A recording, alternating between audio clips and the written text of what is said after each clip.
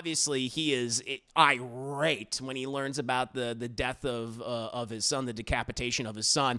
And I love how they when we first see him, it's it's him in his father's room destroying pretty much his dad's Lego set. I just going to like we spent an entire season with Viserys Targaryen building that Lego set, one piece after the other, one building after the other, and we just saw the complete destruction of it within minutes, and I thought that was very, very funny. It was sad, because I was like, oh, he loved that goddamn toy. It was one of the few things that brought him pleasure as his body was falling apart from the leprosy. All right, now, my friends, we're going to go ahead and we're going to move on to my review for House of the Dragon, Season 2, Episodes 2 and 3. From now on, since I've had so many people message me asking me if I'm just going to be doing consistent House of the Dragon reviews, that's what I will be doing now.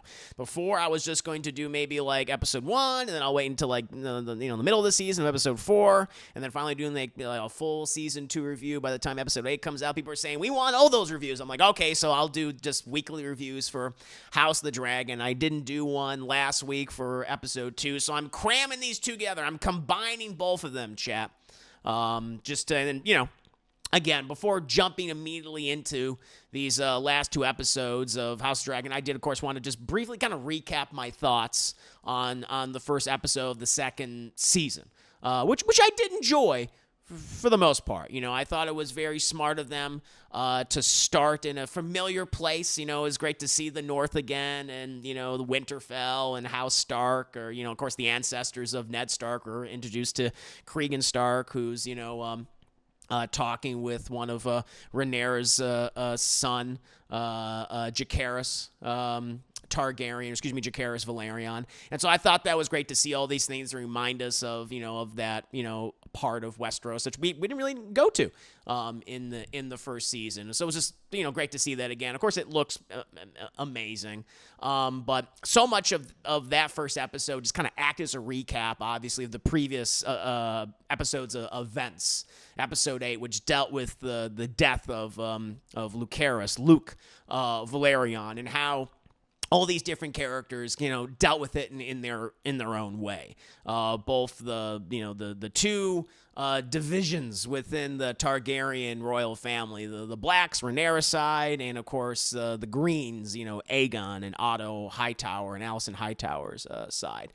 With Rhaenyra, she's still dealing with the very recent death of Luke. She's grieving. She's not really exactly able to command until she deals with that grief. And so that, because she's not dealing with it, because she's not communicating with her, various, lords, Daemon Targaryen starts to do whatever the hell Daemon wants to do. And, he, of course, wants vengeance, and he puts something into motion that results in some major consequences that the next 2 episodes deal with, the fallout from all of that. But I really appreciate that we got to spend more time with the Greens. We got to see a little bit more of, Aegon II and what his deal is. Obviously, Aemon, what Alicent and, Otto Hightower, of course, are dealing with. I previously stated how I was a little bit confused with Aegon II, how, despite being portrayed as a loving father and being very invested in his children, it kind of came out as a bit of a contradiction where, he's been showcased to be incredibly cruel and spiteful and belligerent, and didn't want the throne at all, and would have left Westeros in the previous season. So that's a little weird. But at the same time, it's not like we spent a lot of time with that character. So maybe he has these. I mean, I think even these most recent episodes, which I'll get to in just a bit, he's constantly going back and forth between what he wants, because he doesn't really understand what he wants, because he's been thrust into this position without really having a say in the matter. And, of course, we're dealing with Kristen Cole, who is, as I think I described him last time, a spiteful little bitch. And he continues to be just that in these next 2 episodes. But as much as I enjoyed the first 2/3 and, getting to know these characters again and recapping previous events, dealing with, Luke Valerion's death, it was all a setup for the last third of this particular episode, which deals with a major event from the books, which is Blood and Cheese. the two assassins, a member of the City Watch, and who is Blood, and Cheese, who is a rat catcher. They're hired by Daemon Targaryen to assassinate Aemon, seeking, of course, to pay for the death of Lucerys, who Aemon killed in the previous season, even though it was kind of accidental. So they made some significant changes to that part of the story. Well, people would argue, well, technically, Fire and Blood, which is what all this stuff is based on, House of Dragon is based on. It's, it's from different perspectives. And so those characters, those unreliable narrators, they might be exaggerating certain details or changing certain things. And so that gave the writers of the show a little leeway in terms of what they could show and what they could change. I was like, okay, fair enough. And I was pretty hyped for this part because it's supposed to be pretty brutal. And they changed in such a way where, I don't know, I couldn't help but feel a little disappointed by it. Not a terrible episode, by any stretch of the imagination, but I did expect them to go a little harder with what they end up doing, which is like, they couldn't find Aemon, so they find a replacement. They find a replacement for Aemon and end up killing another character, another Targaryen that is a part of the Green faction. But moving on to the new episodes, starting with episode 2. And again, like I said, now despite my criticism of how they kind of handled the last third of episode 1 and just the blood and cheese of it all, I thought episode 2 and of course 3, both of them are significantly better than episode 1, because they're dealing with the fallout in the murder of Prince Jaehaerys, and it's far more interesting and compelling than the act of murder itself. We see how both sides are processing this event and how they choose to handle it. I really liked Rhaenyra and the Black's reaction, because Rhaenyra had no idea any of this was going on, and she's like, I didn't know about this murder of my nephew. And then of course she's being blamed for all this, and she's like, she can't believe that. And I love how like everyone's going down the table. Some people are like, are you sure you didn't know about this? You didn't put this into action. You should have consulted. So she's like, I didn't have nothing to do with this. And like the one person who's not looking at her at all, she's going down from one person to one person, is Daemon. He's just doesn't even want to look at her because he knows that he fucked up, putting this into motion, not consulting with any of the other people that are part of this council, and of course not even consulting with Rhaenyra. And this sets up I think a really interesting dynamic. Daemon is arguably my favorite character in the show. And it's not because he's a particularly good person. He's not. I think you can argue he's morally reprehensible, but at the same time, he's very charming. He's brash. He's a character that puts things into motion and chaos ensues. Sometimes there's good stuff that ensues, and sometimes it's bad. But he always creates conflict that's very interesting to watch, and he did just that. And I love his dynamic with Rhaenyra. And I guess some people have criticized this most recent season, and to be fair, they also criticize season 2, is that there's too much talking and not enough dragons in action. And personally, I would disagree with that. I think the best of Game of Thrones and the best of House of the Dragon deals with these people talking to each other, these conversations, the changing of these relationships, alliances, all the political intrigue and backstabbing. To me, that's always been the heart of the show. It just happens to take place in this, incredible and very interesting fantasy world, this dark fantasy world. And I love it for that. Like, anytime I go back and rewatch clips of Game of Thrones or even older scenes of House of the Dragon, it's these conversations that I go back to. And believe me, I'll highlight in just a bit. There's plenty of spectacle. There's the way that the production values are on full display. It's a gorgeous looking show. Obviously, the previous seasons of Game of Thrones as well are great. But I love these conversations, and the relationship between Daemon and Rhaenyra so far in season 2 becomes incredibly strained, because she just realizes like she can't trust him, and the thing that he covets, he doesn't.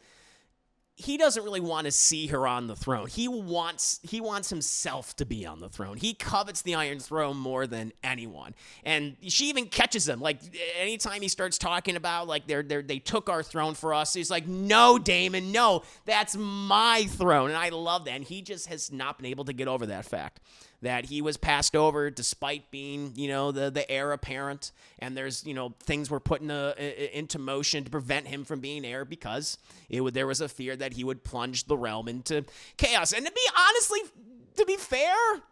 honest, I can kind of see that potentially happening. There's no doubt he's a competent character, an interesting character, but he has made choices that have resulted in a lot of destruction and a lot of problems. And so I can see why it was reasonable to have him not sit the throne. But I like that. We constantly, in these first 3 episodes, especially episode 2, we see just how strained Rhaenyra and Daemon are in their relationship and in their marriage. I mean, hell, he was fucking strangling her in the finale because he was so upset about her indecisiveness in regards to how he was handling into how she was handling the situation with Aegon II being crowned, king, even though she was, upon her father's death was supposed to be a crowned queen. But I loved everything that they're dealing with them in that relationship. I think that's great, and how just messed up it obviously is. I mean, who would have thought, chat, a niece marrying her uncle? I mean, who would have thought that would cause so many problems, so many issues? Now, the Green's reaction is just as interesting. Aegon II, obviously he is irate when he learns about the death of his son, the decapitation of his son. And I love how they when we first see him, it's him in his father's room destroying pretty much his dad's Lego set. We spent an entire season with Viserys Targaryen building that Lego set, one piece after the other, one building after the other, and we just saw the complete destruction of it within minutes, and I thought that was very, very funny. It was sad, because I was like, oh, he loved that goddamn toy. It was one of the few things that brought him pleasure as his body was falling apart from the leprosy. But I thought that was great. Him just screaming at everybody. Him just, thrusting his sword at people because he just, there's a lot you can say about Aegon II. There's more I will say about him in just a bit. But the one positive thing that I think one can say about his character is that he clearly loved his children. He clearly loved his son, and his rage is on full display. And I like that. And Helena, his wife, his sister wife, lot more incest, baby. She just has PTSD. I mean, already she was a little odd. She clearly is able to predict the future with the various visions and dreams that she has, but she's having a rough time of it, and she's just a pawn in this game. She wants nothing to do with the politics or the backstabbing or the other aspects of the political intrigue. But one of my favorite moments of episode 2, which has Otto Hightower wanting to capitalize on the death of his, again, of his great-grandson, blaming Rhaenyra Targaryen, even though, at least at this moment, there's no evidence that she was the one that executed this specific act. He just wants to capitalize on that. But his idea is to parade his daughter and his granddaughter in this funeral procession where after they find Jaehaerys' little head, they sew it back on his body just to get the goodwill, the sympathy of the people and the various lords of Westeros on their side. I loved how that entire sequence was handled. There was one shot where at one point the carriage literally gets stuck with his little body in there, and they're trying to push it out. I thought his head was going to roll off, the body was going to roll off, and the people were all just going to start grabbing. I was like, oh my God. But you just saw the panic on Helena. That actress, she does such a great job in that certain scene, like this mother who is just brought out here as like performance art, and she wants nothing to do with it. I thought that sequence was very tense and very uncomfortable. And one of the other best characters in the show so far, certainly this season, has been Kristen Cole, the character everyone loves to hate, and for good reason. He is incredibly flawed, obviously spiteful, and he just loves to pass blame onto other people, even though he's the one that's kind of responsible for a lot of the things that transpired in the keep in the the Red Keep. I love what they're doing with him so far, because now he's stooping Alicent. You know, he can't help himself. He's always stooping all these princesses and queens. He can't help himself at all. But, you know, he should have been on duty. He might have been able to prevent this assassination from happening. So he's dealing with that guilt. And I love how he just passes the blame onto one of those poor Eric brothers, the twin Kingsguard, at least one of them, and forces him to go and try to kill Rhaenyra in the episode. Everything they're doing with him, I think, has been great. Again, he's a character I think you're supposed to hate, obviously. And, you know, he's made a lot of horrible decisions throughout these first 2 seasons, so far. It's kind of is disappointing to hear that the actor, who, again, I think is doing a great job. I don't know why this is still a thing that people just can't wrap their heads around, but the actor is Fabian Frankel. I think that's how you say his name. Plays Sir Kristen Cole. And he's getting, like, all this hate online from people, like thinking that why weren't you on guard? Why were you protecting Jaehaerys? It's like, what are you talking about? He's an actor. He's not actually the character. And this always pops up every once in a while, like for these shows or these movies, but you just have these weird, dumb people. These goddamn morons that think that the actors that are playing these characters, like that's how they are in real life, or what they're seeing is actually, it doesn't make any sense to me. He had to apparently shut down like a lot of his social media. He had to get off of social media because he was getting so much hate for the things his character was doing in the show. It's like, what are you talking about? It's a character in a TV show. All right. Why do you think it's real? It doesn't make any goddamn sense to me.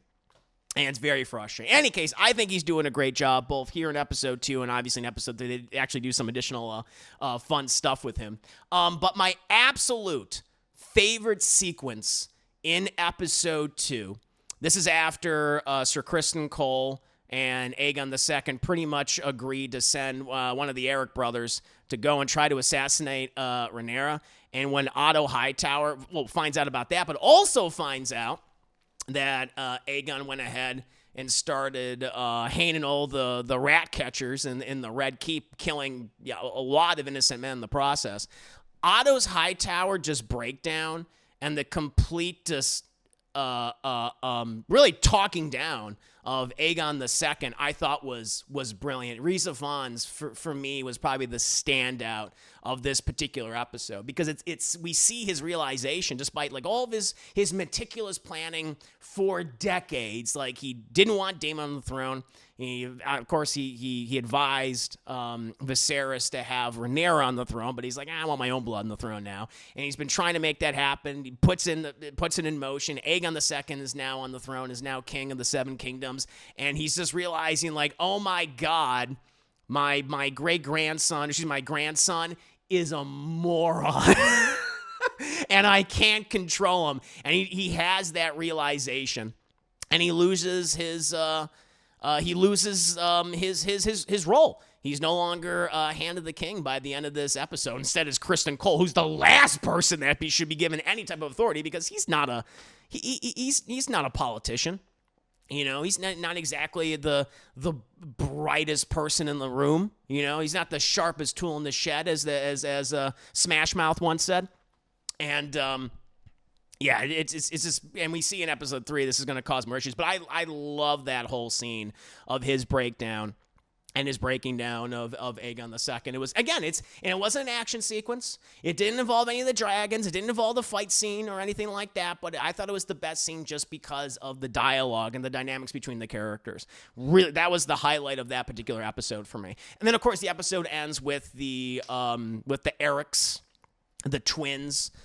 You knew it was going to happen. The two of them, fighting each other at Dragonstone, with the one brother trying to kill Rhaenyra. The other one is sworn to protect Rhaenyra, and they just start stabbing the hell out of each other. And, it ends how you would expect it. But again, how that great sequence ended. So there you go. There's your great fight sequence. Wonderful choreography. The actors totally sold. They did a really great job, and just shows you, look at that. All that for nothing.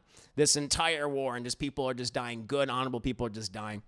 And then we get to episode 3, and this episode, I think, really highlights the differences between the two councils, both the Black Council and the Green Council. Like for the Black Council, like so many of Rhaenyra's advisors just clearly don't have a lot of respect for her. You know, the lords that are sworn to, or at least the ones that we see that are part of the council, like the Starks aren't there yet, you know, the Aarons aren't there yet. But some of these other ones, when they're trying to explain the situations to her and she asks a question, they kind of laugh at her. And, you know, you see the reactions of some characters like, whoa, you can't do that. And Rhaenyra's kind of taken aback. But at the same time, you honestly see it's like, okay, is she like a better pick than Aegon II? Yeah. But at the same time, you see that she is really inexperienced too. And as nasty as Daemon can be, and very hurtful, both physically and emotionally, psychologically, he was right about one thing, is that she struggles with decision making. And even though like all the pieces are moving on the chessboard, and she has yet to make like a major move herself. And all these people are like pointing that out to her. And so I like that they're kind of showing that vulnerability and that weakness. You know, I mean, in a way, she's very much like her father, who seemed to struggle with making major important decisions in order to, you know, protect her throne and power. And people are calling her out for it, even laughing at her face. Although I wonder if there'll be an eventual turn for a character later on. But I thought that was very interesting that they were showing that in the beginning of that episode. And she eventually makes some decisions in order to kind of safeguard a number of her children. But she's going to have to make, you know, bigger and better moves in the future. And, you know, she's being criticized for not doing so. Meanwhile, we finally found out what Daemon was doing, where, you know, both sides, both the Green Council and the Black Council, they all have emphasized how getting Harrenhal, that's the most important decision that you need to make. Like that, like the Riverlands are one of the most important regions of Westeros. It allows, you know, the Westerlands to move their resources into King's Landing. It allows the North to get to King's Landing, like all that, the Vale. Like you need to get the Riverlands, you need to get Harrenhal, since it's the most important fortress, you know, within that section, within that area of Westeros. And you just get like first of all, in terms of production values, in terms of just the look, I just love this location, because we see Daemon, he arrives on Dragonback right there. It's like, it's nighttime. It's pouring rain. There's light and everything. And it's like, oh, here you go. You're going to get the big spectacle. You're going to get the moment where he's going to like burn out some of these people. He doesn't do that. He gets off his dragon. He starts just creeping around the castle. And I love the look of this thing, because it's just soggy. It's wet. It's moist, and not in a good way, Chet. Not in a good way at all. So I just love the look of this. He's kind of taking out certain guards, not killing them, but knocking them out, because that's his intention is not to kill. His intention is to hold Harrenhal. And he ends up meeting with one of the Strongs, Simon Strong, who I guess is the uncle of the surviving Strong son, Larys Clubfoot. I want to talk about more in just a bit. And he has a really interesting conversation with him. I don't know who I was unaware that I thought Larys was going to be the last Strong that's a part of the family. But I really like this character. When you first meet him, he's like this kind of like, this plump, fat lord, it's like, oh, he's going to be a kind of a pushover. But he was actually kind of smart. He was really interesting, and he made for not an opponent for Daemon, but a great foil.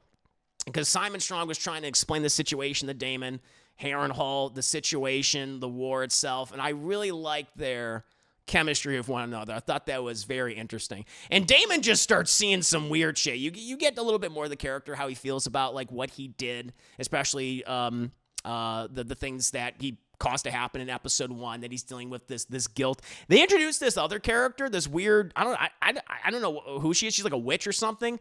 Alice Rivers. Very strange, very weird. She's constantly watching Daemon and interacting with him in odd ways, and he's tripping balls at one point in this episode, and she straight up says, "You're gonna die here, and she just walks away, and Daemon's like, "Who the fuck are you?" I was asking the same thing. But everything that happened at Harrenhal, I thought was very weird, very unusual, but in a great way. And it had a wonderful look. Like there's a great sequence where Daemon's like literally in his bedroom, and he's like constantly getting hit by dripping water. He's kind of moving out of the way of it. He's like, God damn it, this place fucking sucks. which I thought was really interesting. Oh, but back to the greens of it all. And so, unlike Rhaenyra, who is so indecisive, Aegon, unless you say what you will about the guy, he's a piece of shit through and through, clearly. But he's decisive. He at the very least knows what he wants, and he wants blood, and he wants a war. And he knows that like one of his biggest objectives is to capture Harrenhal. He needs that. He wants to participate in that campaign. Of course, his family keeps telling him like, no, you shouldn't do that. You got to be protected and everything. Aemon, he will be do it, or Kristen Cole, he'll go out there and try to secure Harrenhal. And this leads to several interesting conversations that he has with the character of Larys Strong, who again was the son, one of the sons of Lord Strong, who served as hand the king for Viserys. But Larys, of course, was responsible for his death, burned him and his brother.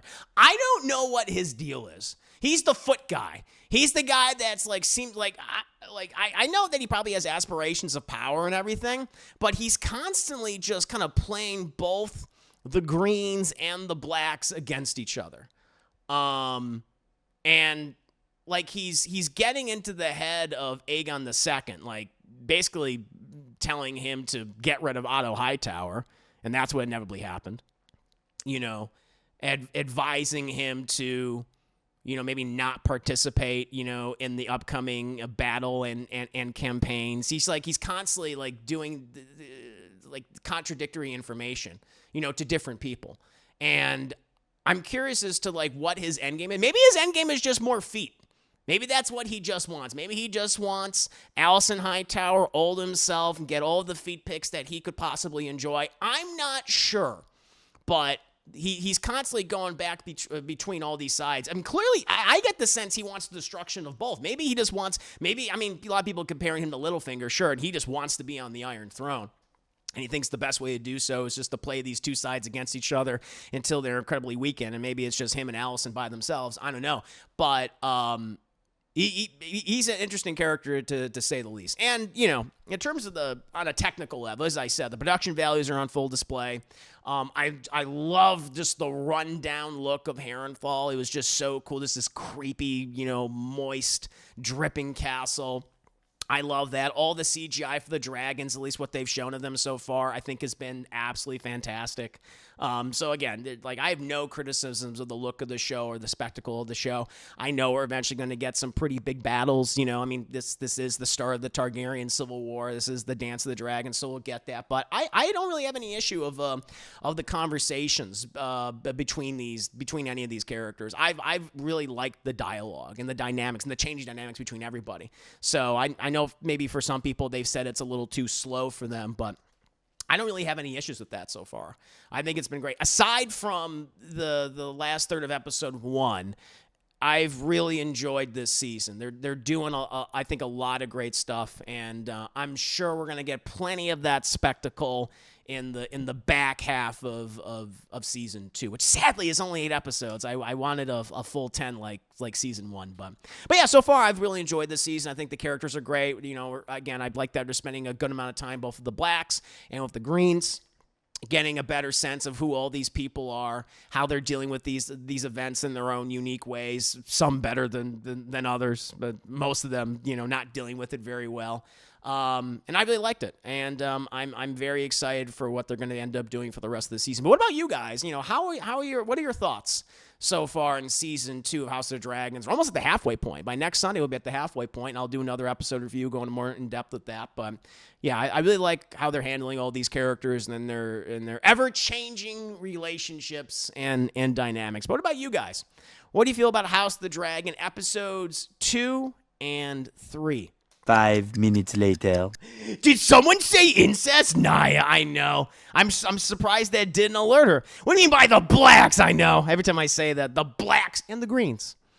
Oh, man. What team are you guys on? Team black or team green? I think the series, for the most part, the series obviously wants you to favor the blacks. And I think that, especially based on what they end up doing in episode 1, which I would have preferred if it was more morally gray, to be completely honest. But I think it's just the showrunners. They really just want you to, favor the blacks, But, the greens still have, at the very least, some really interesting, compelling characters that you guys can follow. that I've enjoyed quite a bit. I'm looking forward to see what they're going to do more of Aemon. They haven't done like a lot with him. He's got mommy issues. Clearly, got a lot. Most of the characters I would say in this show have mommy issues. Mommy issues or daddy issues. They got a lot going on, especially Aemon. But yeah, so far I've enjoyed it. But yeah, William Smith. Yeah, I'm going to be doing.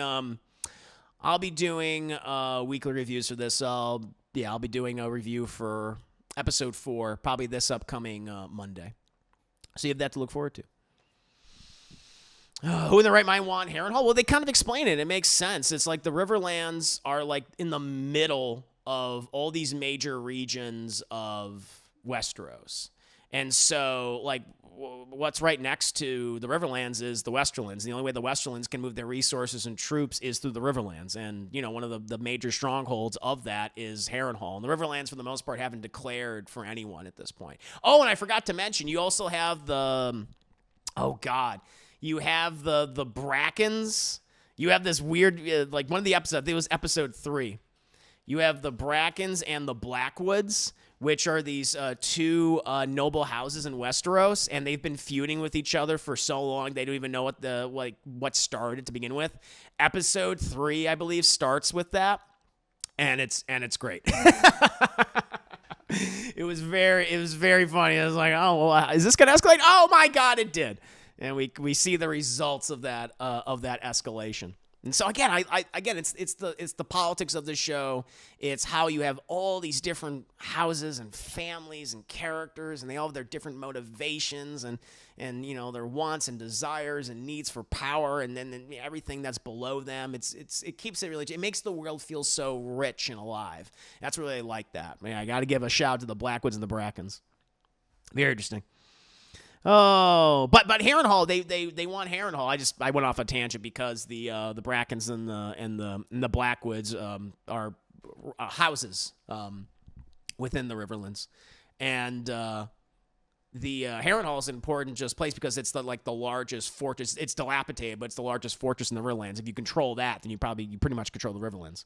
And so, you know, because the Westerlands need access to the Riverlands to move their resources and troops into the Crown Lands and the King's Landing.